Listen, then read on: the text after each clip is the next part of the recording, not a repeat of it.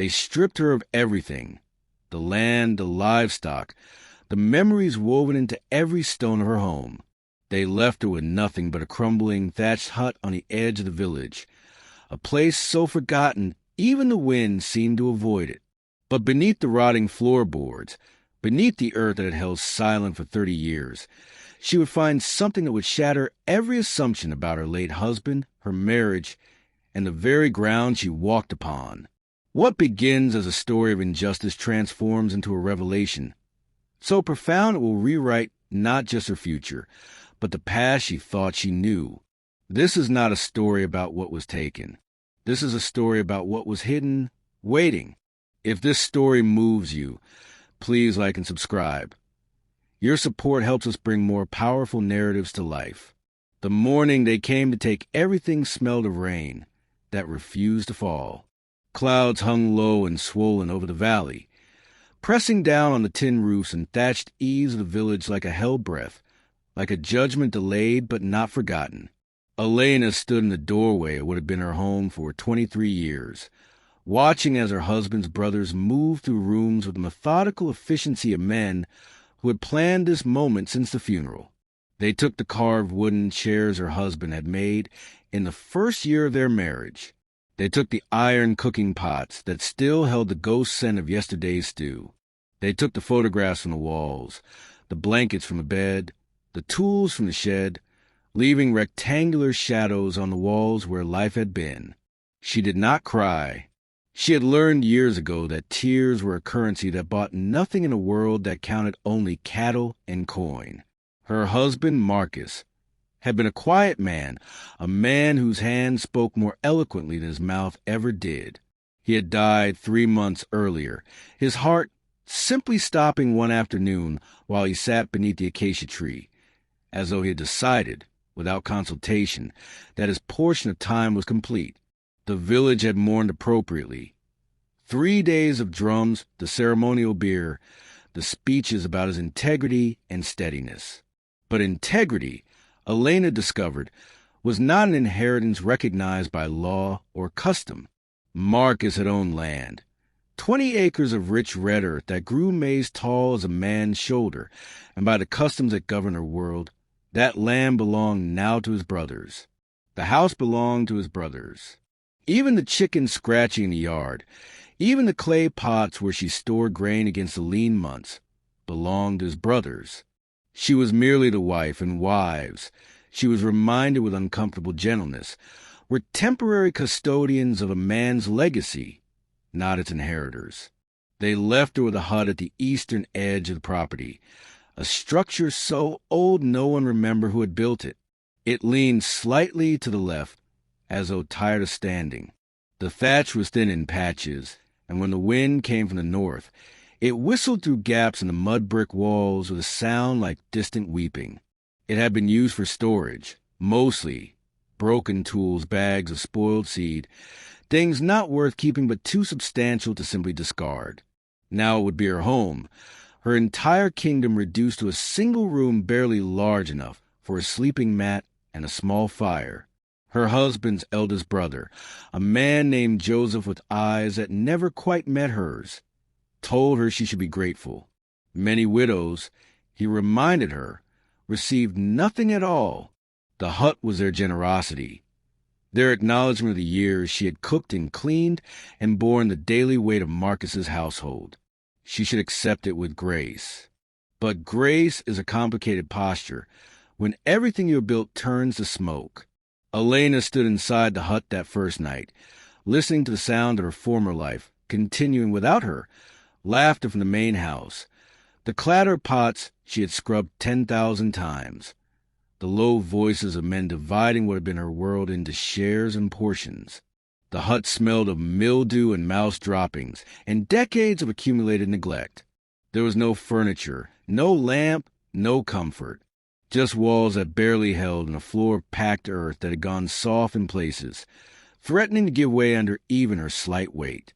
She spread her single blanket in the corner, where the roof seemed most intact, and lay down in the darkness.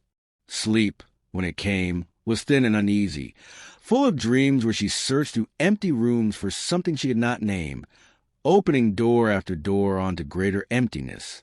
It was the third night in the hut when she first noticed it. A subtle unevenness in the floor near the eastern wall, a place where the earth seemed to have settled differently, creating a shallow depression about the size of a cooking pot. She had been sweeping, tried to make the space livable, when the broom handle caught on something beneath the surface, producing a hollow sound that did not match the solid thud of packed earth. She paused, listening, then pressed her foot down experimentally.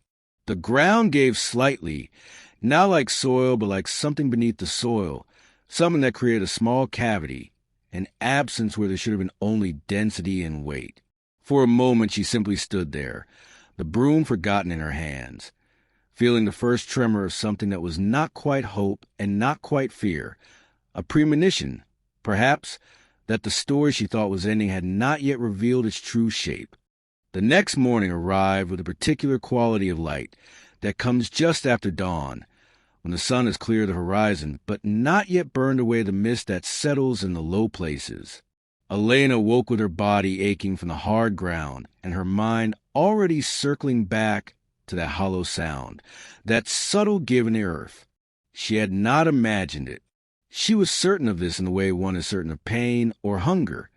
It was a fact of her body, not a construction of her thoughts.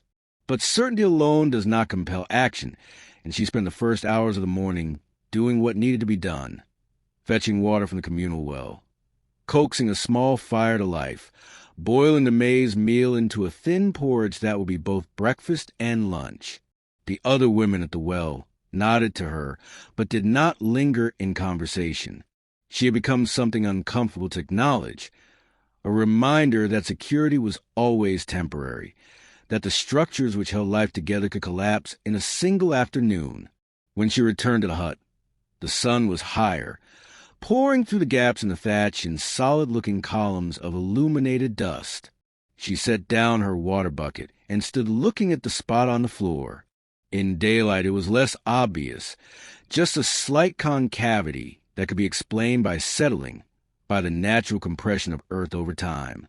But she knelt beside it anyway, running her fingers over the surface, feeling for that hollow quality. The earth was harder here than in other parts of the room, almost deliberately compressed, as though someone had packed it down with intention. She pressed harder, and again felt that subtle give, heard that faint hollow echo. Something was beneath this floor. Something had been placed here and covered, hidden, forgotten, or kept secret. She could not yet say which. She stood and looked around the hut for something to dig with, but of course there was nothing. They had taken the tools, the hoes and shovels. The machete Marcus had kept sharp enough to split a hair. All she had was a bent spoon she had salvaged from the main house, overlooked in their inventory of her losses. It seemed absurd, attacking the earth with a spoon, but absurdity had become her constant companion. She knelt again and began to scrape at the hard-packed surface, working the edge of the spoon against the earth with steady, patient pressure. The work was slow. After an hour her wrist ached, and she had excavated only a shallow depression, perhaps the depth of her palm. But the earth was definitely different here. Darker, richer, mixed with something that might have been ash or charcoal, as though the ground had been disturbed and refilled long ago by hands that knew what they were doing. By midday she had dug down perhaps the length of her forearm, creating a hole roughly circular, perhaps 2 feet across. Her hands were blistered, her back screaming from the awkward position, but she could not stop. There was something addictive about the process, something that transcended the physical discomfort, a sense that she was moving toward answer, toward meaning, toward something that had been waiting for her all along. And then the spoon struck something that was not earth. The sound was distinct, a metallic ring that sent a shock up her arm and into her chest. She froze, breath caught, then carefully cleared away more soil, working her fingers around the edges of what she had found. It was metal, that much was certain. Flat, rectangular, perhaps the size of a large book. She worked it free from the earth's grip, pulling it up into the light. It was a box, a metal-strong box, old and heavy, its surface pocked with rust, but still fundamentally intact. There was no lock, just a simple latch, corroded but not sealed. Her hands were shaking as she worked the latch free, not from exertion, but from something else, some premonition that whatever this box contained would matter, would change the equation of her life in ways she could not yet calculate. The latch gave way with a scraping protest, and she lifted the lid. Inside, wrapped in oilcloth that had gone stiff with age, were papers, documents. She lifted them out carefully, unfolding the oilcloth with the reverence one might show to sacred texts. The papers were yellow, brittle at the edges, covering the careful handwriting of bureaucracy, stamps, signatures, official seals that caught the light. Land deeds. She was looking at land deeds. Her hands moved over the documents, her eyes struggling to make sense of the formal language, the legal terminology that seemed designed to obscure rather than clarify. But certain words leaped out at her with absolute clarity. Marcus Oching, owner and proprietor. Plot number 472. 12 acres. And then another deed for a different plot. 8 acres. And another 6 acres. Her breath came shorter. These were properties she had never heard of, land Marcus had never mentioned, holdings that existed somewhere beyond the 20 acres his brothers had claimed. The dates on the documents went back 15 years, 20 years, purchases made gradually over time, assembled quietly, piece by piece, while she had cooked and cleaned and assumed she understood the dimensions of their life together. But there was more. Beneath the deeds were bank statements, carefully folded, from an institution in the nearest city, a place 40 miles away that Marcus had visited perhaps twice a year, supposedly to purchase supplies or sell their harvest. The statement showed deposits, regular and substantial, dating back more than a decade. The numbers swam before her eyes, thousands, tens of thousands, accumulating in an account she had never known existed, money that had been set aside, saved, invested, while she had worried over the price of cooking oil and whether they could afford to repair the roof before the rains came. The most recent statement was dated just 2 months before Marcus's death. The balance was 143,721 shillings. Elena sat back on her heels, the paper trembling in her grip, the floor of the hut suddenly feeling less solid than the truth she was holding. Her husband had been a secret millionaire. The phrase formed in her mind with clarity that felt almost violent. All those years of modest living, of careful economy, of Marcus telling her they must save, must be prudent, must not spend beyond their means. All of it had been true, but true in service of something she had not been permitted to see. He had been building something, creating a foundation, assembling resources against some future she had not been included in imagining. The question that rose in her throat like bile was simple and impossible. Why? Why had he hidden this from her? Why had he let her believe they were barely getting by when they were, in fact, wealthy? Why had he purchased land in secret, accumulated money in silence, kept her in a carefully maintained ignorance about the true state of their existence? She spent the rest of that day reading through the documents, laying them out on the floor of the hut like pieces of a puzzle that refused to cohere into a recognizable image. There were receipts, records of transactions, correspondence with lawyers and bank officials. All of it in Marcus's name alone. None of it acknowledged her existence.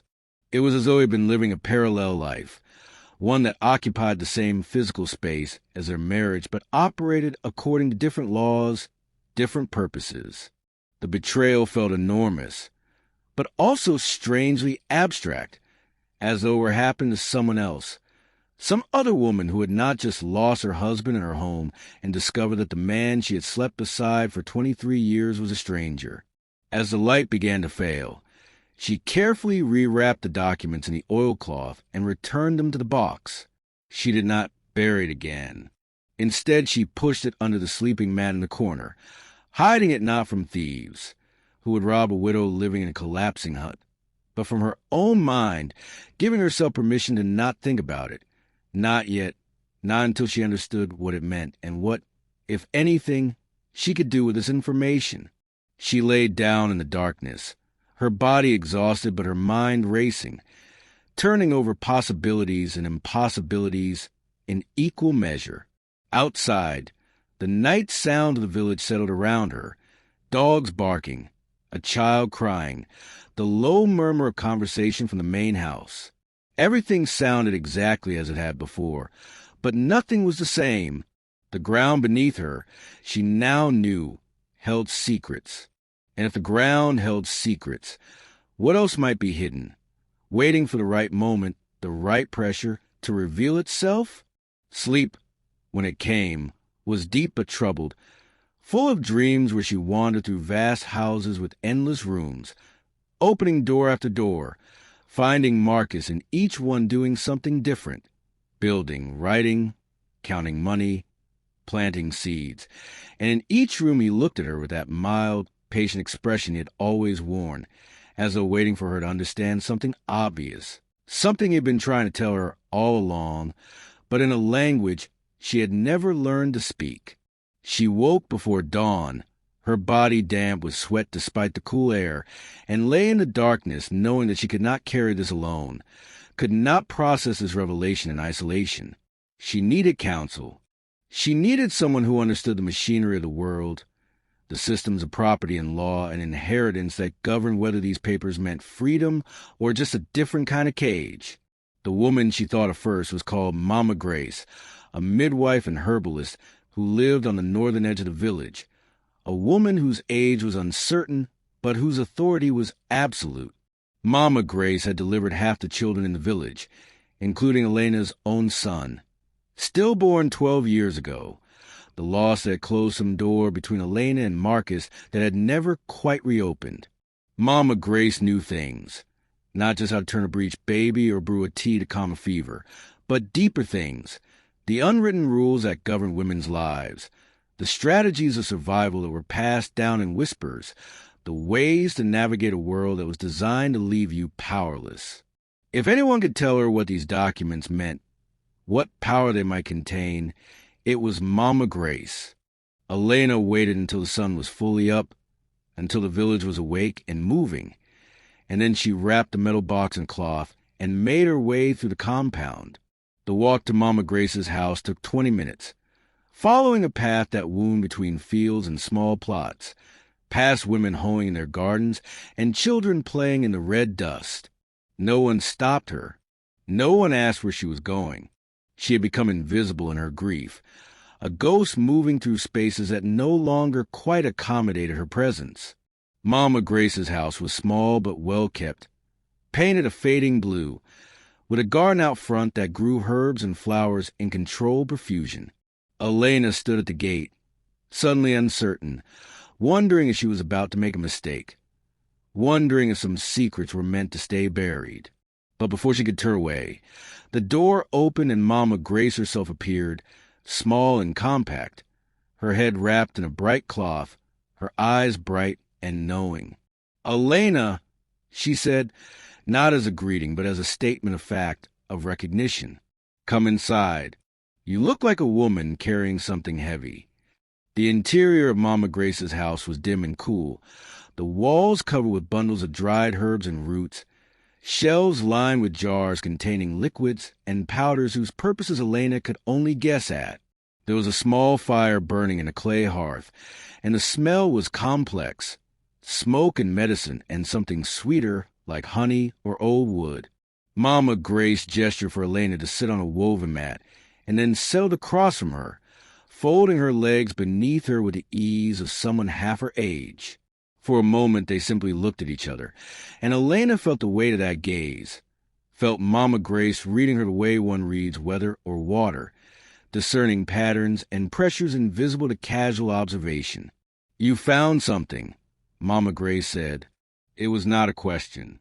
Elena nodded and unwrapped the cloth, revealing the metal box. Mama Grace leaned forward, her fingers hovering over the surface without quite touching it, as though she could feel its history, its significance, through proximity alone. In the hut, Elena said, her voice rough with disuse and emotion, buried under the floor. Marcus, he never told me any of it. She opened the box and spread the documents on the mat between them. Mama Grace picked up each one in turn, her eyes moving over the text with practiced efficiency. She could read, Elena knew, which was rare for a woman of her generation, a skill acquired in a mission school before such places were common. Mama Grace read in silence, her face revealing nothing, working through the deeds and statements and receipts with the methodical attention of someone trained to look for what was hidden. When she finally set down the last document, she sat back and released a long breath.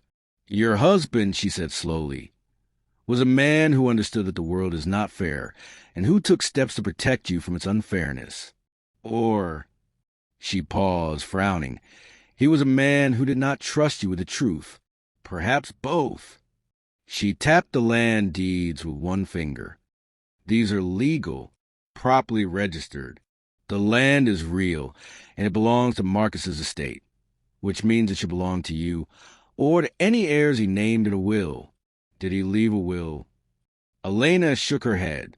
Not that I know of. His brothers said there was nothing. They said everything passes to them according to custom. Custom, Mama Gray said, and there was something sharp in her voice, is what powerful people call their preferences. But the law, the written law, says something different. If these documents are real, and they look real to me, then your husband owned property and money that his brothers do not know about. Property that should be yours.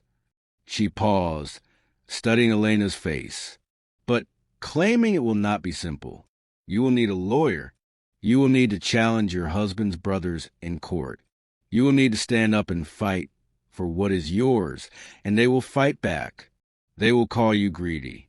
They will say you are dishonoring Marcus's memory. They will make it ugly. It's already ugly, Elena said quietly.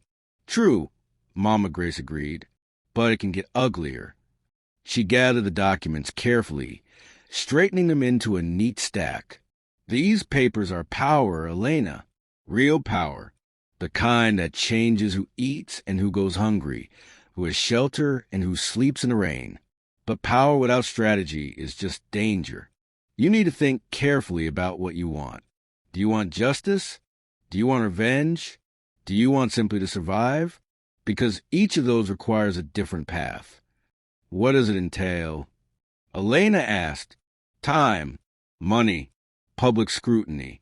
Your brothers-in-law will hire their own lawyer, probably someone local who will paint you as a grasping, ungrateful woman trying to steal from the family. They will bring up anything in your past they can use against you, any arguments you had with your husband, any perceived failures as a wife, any rumors or gossip. They will try to make you seem unworthy of the inheritance. You will need to endure this. You will need to stand in court and answer their questions and maintain your claim even when it feels like the entire system is designed to make you give up. Joyce paused. I am telling you this not to discourage you, but to prepare you. Many women begin this process and then abandon it because the cost, emotional and social, becomes too high. I need to know if you can see it through.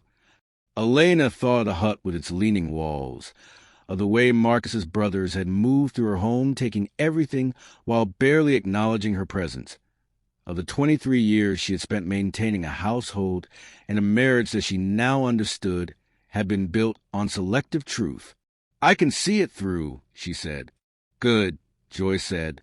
She named her fee, a sum that made Elena's stomach clench. But Joyce, reading her expression, added, I will take the first consultation fee now, and the rest can be paid from the estate once we win. If we lose, you owe me nothing beyond today. That is my standard practice for inheritance cases involving widows. I believe in the work too much to let money be the barrier. They spent the next hour going over strategy, timelines, what would be required in terms of documentation and testimony. Joyce would file a petition with the court claiming Elena's right to Marcus's separate properties. They would need to provide proof that these properties were not part of the customary holdings, that they represented distinct investments. They would need character witnesses, people who could attest to Elena's role in the marriage, her contributions, her worthiness. It was daunting, the architecture of the legal fight that lay ahead. But it was also clarifying, giving shape and direction to what had been an overwhelming tangle of grief and discovery and confusion. The court process began slowly, with a bureaucratic way of filing paperwork and waiting for responses and navigating systems that seemed designed to erode hope through sheer tedium. But Joyce was relentless, pushing through each delay, countering each objection from the brother's lawyer, building the case piece by piece. Elena found herself drawn into a world she had never inhabited, the formal machinery of law and argument and precedent. She learned terms like probate and intestate succession and prima facie evidence. She spent hours giving statements, recounting the history of her marriage, describing Marcus's habits and movements, providing details that would establish the legitimacy of her claim. The brothers, predictably, were outraged when they learned of the lawsuit. Joseph came to the hut one evening, his face tight with anger, demanding to know what she thought she was doing, trying to destroy the family, trying to steal what belonged to them by right. Marcus would be ashamed, he told her, his voice shaking. You were his wife. You should honor his memory by accepting your place, by letting the family manage his affairs as custom demands. This is greed. Elena, naked greed. She looked at him, at this man who had taken her chairs and her pots and her photographs and left her with a rotting hut, and felt a strange calm settle over her. Custom, she said quietly, did not build those properties. Custom did not earn that money. Marcus did. And Marcus was my husband. Whatever his intentions, whatever his reasons for hiding it, he built that wealth while married to me, while I maintained his home and bore his losses, and stood beside him through 23 years of life. I am not stealing from the family. I am claiming what is already mine. Joseph's face darkened. You will regret this. We will fight you in court, and when we win, you will have nothing, not even the hut. You will be alone with no family, no support, no one to turn to when you need help. Think about that, Elena. Think about where your stubbornness will leave you. I have thought about it, she said.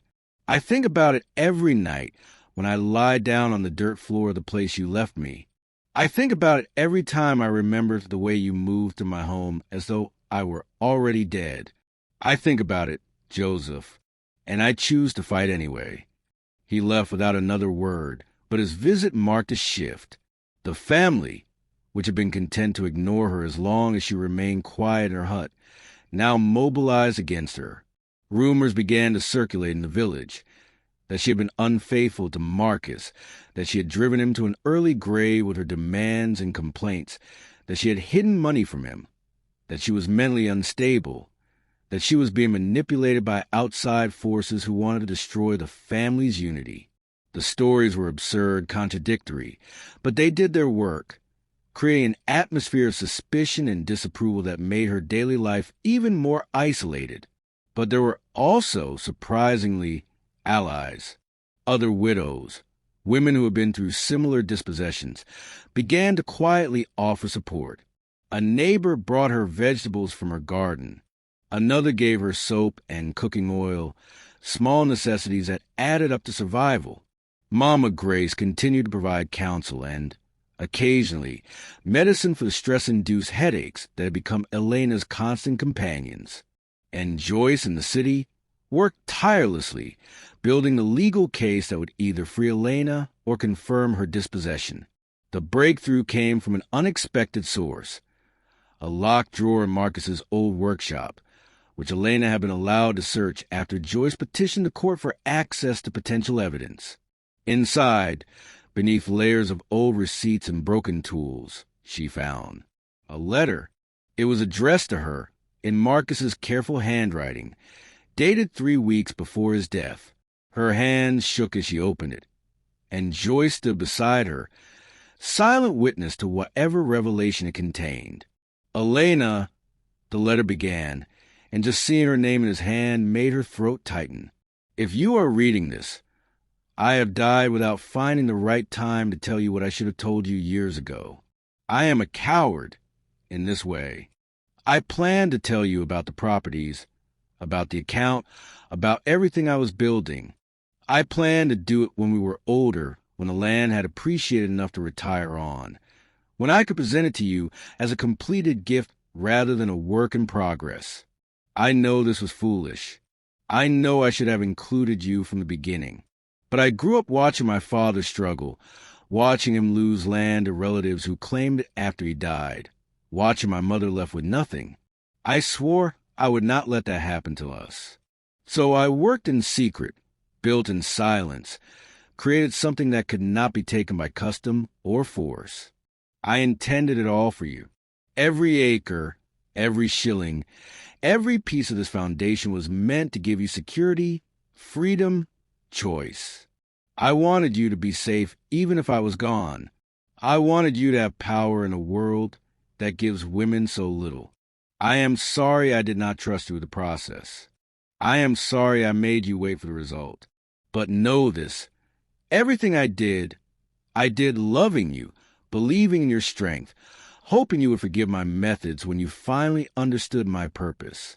The deeds and statements are in the metal box beneath the floor of the old hut. Take them. Use them. Build the life you were always meant to have. You are stronger than you know. Marcus. Elena read the letter 3 times, each reading revealing new layers of meaning, new dimensions of the man she had lived beside. He had loved her in his way, had trusted her, but only at a distance, only as a future recipient of his efforts rather than as a partner in their creation. His protection of her had been real, but also paternalistic, built on the assumption that she needed shielding rather than inclusion. It was a flawed gift, given too late, explained in death rather than discussed in life. But it was also undeniably hers. This changes everything, Joyce said, reading over Elena's shoulder. This is a testamentary letter, a document expressing your husband's intentions for his property. It is not a formal will, but combined with the deeds and statements, it establishes clear intent that these assets were meant for you. The brother's claim becomes much weaker when we can demonstrate that Marcus explicitly wanted you to have these properties. She was already making notes, her mind working through the legal implications. We will submit this to the court immediately. It should accelerate the case, maybe even lead to settlement before trial. But the brothers did not settle. They argued that the letter was a forgery, that someone had planted it to bolster Elena's claim. They brought in a handwriting expert who said the signature looked suspicious, though Joyce's expert said it was authentic. The case dragged on month after month, each side presenting evidence and counter-evidence, building arguments and dismantling them. Elena attended every hearing, sitting in the back of the courtroom, watching the lawyers spar over the details of her life, the meaning of her marriage, the worth of her claim. It was exhausting, watching herself become a legal construct, a set of facts to be arranged and rearranged until they formed a pattern that either validated or negated her existence. The judge, a woman in her 50s with a reputation for fairness, listened to everything with patient attention. She asked questions, probed inconsistencies, demanded clarity on points of law and custom. And finally, on a gray morning 8 months after Elena first filed her petition, she delivered her ruling. The courtroom was packed, villagers, relatives, curious observers drawn by the drama of a widow fighting her husband's family.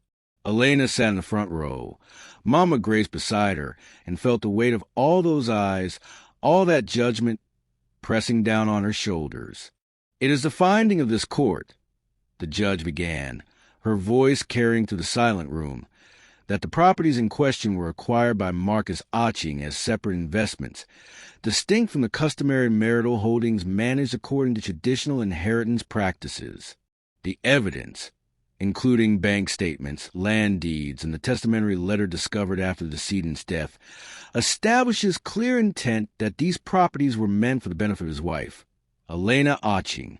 While customary law provides for inheritance through male relatives, statutory law recognizes the rights of widows to inherit property that falls outside customary frameworks. In this case, the properties were never part of the customary estate and therefore are not subject to distribution according to customary rules. It is therefore the judgment of this court that Elena Otching is the rightful heir to the 7 properties described in the submitted deeds, as well as the contents of the bank account held in her late husband's name. The petition is granted. The courtroom erupted. Joseph and his brothers shouted protests, and the judge had to call for order, threatening to clear the room. But beneath the chaos, Elena felt something enormous and quiet shifting inside her, like a foundation settling into place, like ground that had been unstable finally becoming solid. She had won. The properties were hers. The money was hers. The foundation Marcus had built in secret was now hers to use, to build upon, to transform into whatever future she chose to create. She felt Mama Grace's hand on her arm, felt the older woman's grip tight with emotion, and she understood that this victory was not just personal but symbolic, a crack in the wall that said women could fight the system and win. The months that followed the court's ruling were a study in transformation, both external and internal. Elena took possession of the properties, visiting each one with Joyce and a surveyor, walking the boundaries that were now legally hers. She opened access to the bank account, saw the number that represented her new financial reality, felt the dizzy vertigo of going from dispossessed to propertied in the space of a legal decision. She could have sold everything, taken the money and moved somewhere new, started over in anonymity. But that felt like running, like letting Marcus's brothers win a different kind of victory. Instead, she chose to stay, to transform her presence in the village from invisible to undeniable. She began by renovating the hut, not to make it livable. She was done living there, but to preserve it as a memorial to what she had survived. She hired workers to fix the roof, to reinforce the walls, to create a small museum of sorts where she kept a metal box with its documents, Marcus's letter, photographs of the properties.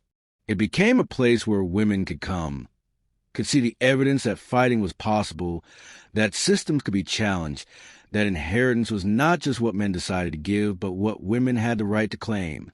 She moved into one of the properties closer to a town, a modest house with good land, and began to develop it, planting crops, hiring help, creating work and income. But the more profound transformation was harder to see, harder to articulate. Elena found that winning had not resolved all her questions about Marcus, about their marriage, about what it meant that he had loved her enough to build a foundation, but not enough to include her in the building. She carried that ambiguity with her, sometimes angry, sometimes grateful, sometimes simply confused by the complexity of trying to honor a man who had both protected and excluded her. She talked about it with Mama Grace, who listened with her usual patient wisdom. Men, Mama Grace said one afternoon as they sat in the shade of Elena's new house, are taught from childhood that their role is to provide, to protect, to make decisions. They are not taught to share power, to collaborate, to see women as equals in the work of building a life. Marcus did what he knew how to do. He loved you in the language he was taught, which was the language of control disguised as care. It was not enough, but it was not nothing.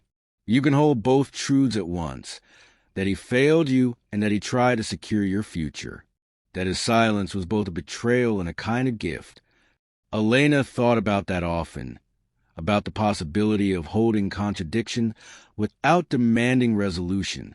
She thought about it when she signed documents transferring property into her name, when she hired a manager to help oversee the portfolio Marcus had assembled, when she created a trust to ensure that the wealth would continue beyond her life, would benefit not just her, but other women in the village who found themselves dispossessed, widowed, erased by systems that did not recognize their worth.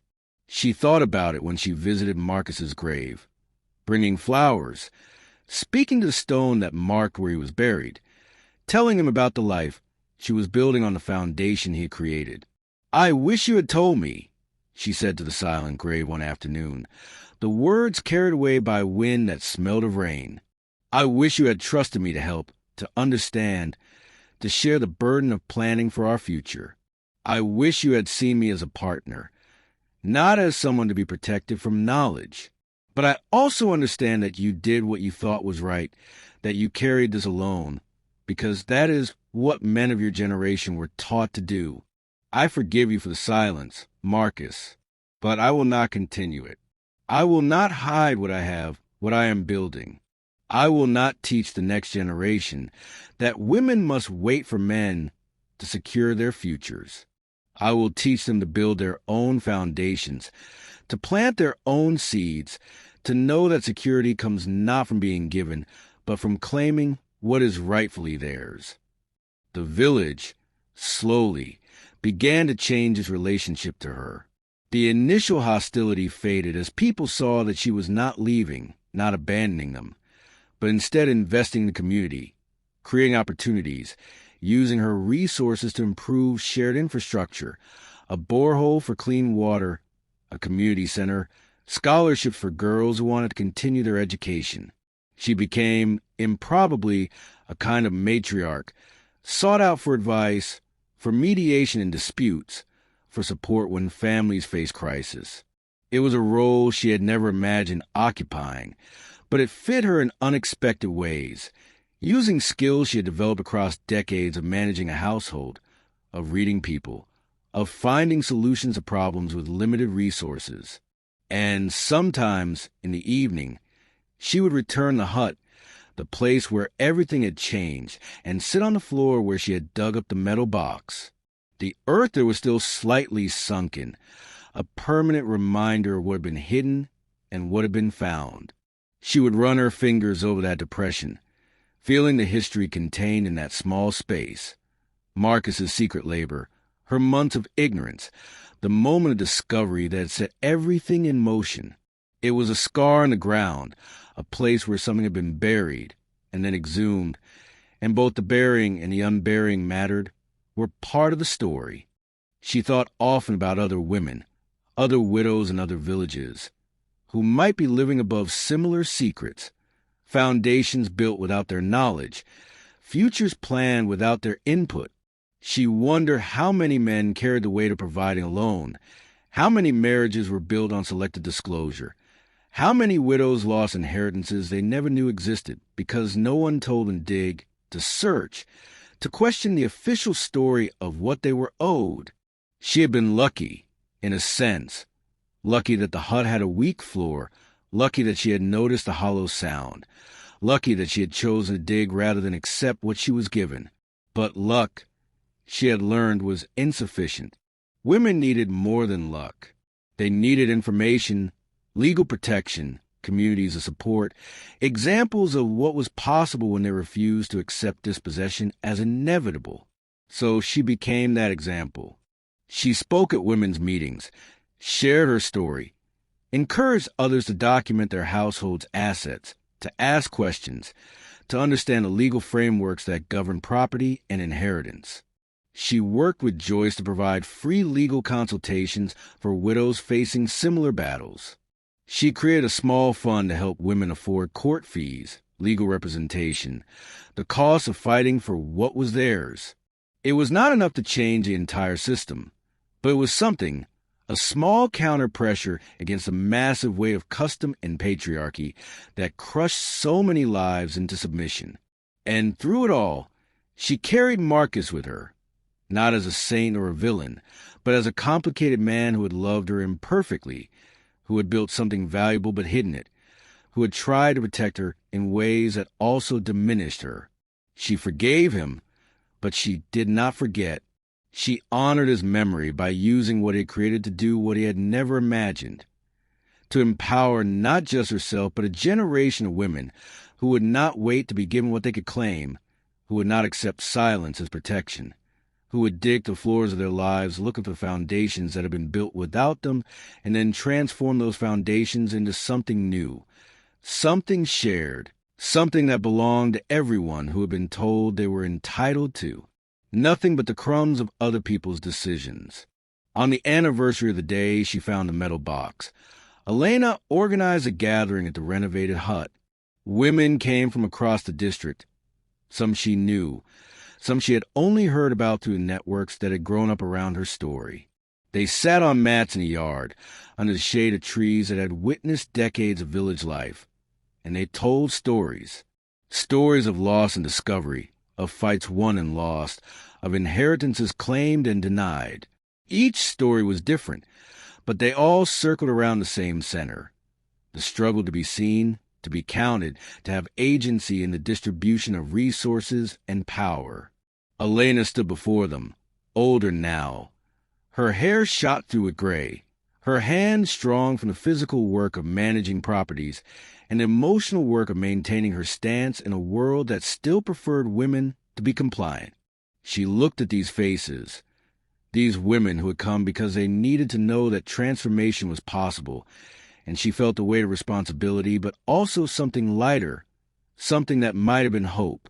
"I found a box under my floor," she said, her voice carrying in the quiet afternoon. But what I really found was a question. The question was, what do we build on? Do we build on what others give us, accepting their version of what we deserve? Or do we dig deeper? We search harder. We refuse to accept that the surface is all there is?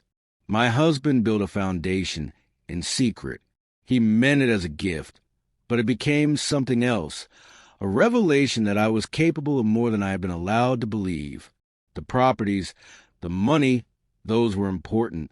But the real inheritance was a discovery that I could fight, could win, could claim what was mine. That is what I want to pass on to you. Not the specific steps of my case, but the larger truth, that you are entitled to dig, to question, to discover what has been hidden, that you have the right to build on solid ground, not on the stories others tell about your limitations. The women listened, some nodding, some weeping quietly, all of them carrying their own versions of Elena's story, their own hidden floors, their own questions about what lay beneath the surface of their lives. And as the afternoon stretched into evening, as they shared food and conversation, and the peculiar intimacy that comes from recognizing your own struggle in someone else's telling, Elena felt the hut behind her, that small, leaning structure that had once been her prison and was now her monument, standing as proof that the ground could hold secrets and that discovering those secrets could change everything. The foundation Marcus built was real, solid, valuable, but the foundation Elena built on top of it, of community, of resistance, of women refusing to accept dispossession as their inheritance, that was a legacy that would persist. That was a thing that could not be taken by brothers or custom, or the accumulated weight of centuries of being told that women were temporary, that their worth was contingent, that their security depended on the benevolence of men. She had found a box beneath her floor, but what she had really found was herself, the person she had always been but had never been permitted to fully become. And that self, standing on solid ground, hands dirty from digging, was building something that would outlast any single life, any single story. She was building a foundation that would hold not just her, but everyone who came after, everyone who needed to know that the earth beneath their feet might contain more than they were told, and that discovering that more was not greed but justice, not betrayal but reclamation, not the end of the story but the beginning of a different one entirely, one where women did not wait for inheritance but claimed it one word, one acre, one revelation at a time.